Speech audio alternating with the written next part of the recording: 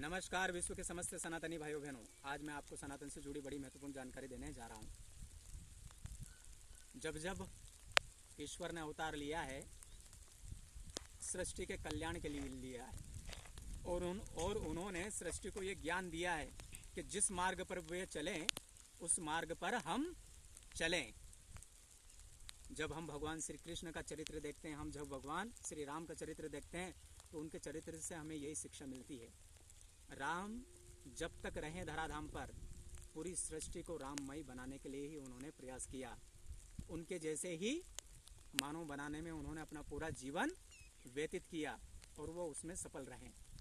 भगवान श्री कृष्ण भी धराधाम पर जब आए तो उन्होंने भी पूरी सृष्टि को कृष्णमयी बनाने का प्रयत्न किया और वो कृष्णमयी उन्होंने उस समय बनाया भी। और उसका जीता जागता उदाहरण था पांडव। पांडव पूरी तरह कृष्णमयी हुए थे, इसलिए वो इतने अधर्मियों का विनाश कर पाए और सनातन की ध्वजा पूरे विश्व में फैला पाए।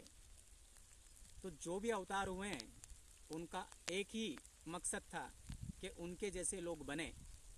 पर आज वर्तमान में हम देखते हैं, हम जो अवतार हुए, जो भगवान हुए, जो देवी देवता हुए, उनके गुणों को धारण ना करते केवल हम उनकी पूजा तक सीमित रह गए। जबकि जितने भी देवता हुए, जितने भी अवतार हुए, किसी अवतार ने ये नहीं कहा कि केवल मेरी पूजा करो। सभी अवतार ने यही कहा कि तुम केवल कर्म करो, जो मैं कर रहा हूँ उस तरीके से कर्म करो। और अगर ऐसा ही था तो फिर राम कह देते कि कोई युद्ध करने की जरूरत नहीं, उन्हें खुद को वन जाने की क्या आवश्यकता थी। घर बैठे ही सबको मार देते और कहते कि हाँ मेरी पूजा कर लो, सारा कार्य हो जाएगा। कृष्ण कह देते कि महाभारत युद्ध करने की जरूरत ही नहीं है, पांडवों आप तो केवल मेरी पूजा करो, मैं सब कर दूंगा। पर ऐसा उन्होंने नहीं बोला। उन्होंने बोला कि कर्म तो तुम्हें ही करना पड़ेगा। तो जब उस समय पांडवों को कर्म करना पड़ा तो बताओ आज के पांडवों को कर्म नहीं करना पड़ेगा। पर हम चाहते हैं कि केवल मंदिरों में जाकर पूजा कर लें तो काम हो जाएगा।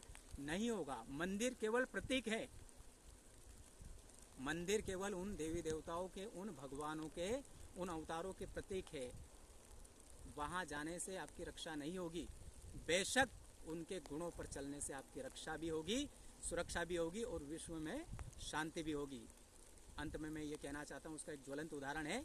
आधुनिक काल में शिवाजी महाराज हुए जिन्होंने औरंगजेब को धूल चटा दी थी, क्योंकि वो भगवान श्री राम और कृष्ण के गुणों पर उन्होंने अमल किया था। इसी प्रकार की रोचक जानकारी जानने के लिए मेरे चैनल को लाइक करें, शेयर करें, कमेंट्स करें, सब्सक्राइब करें। जय जय।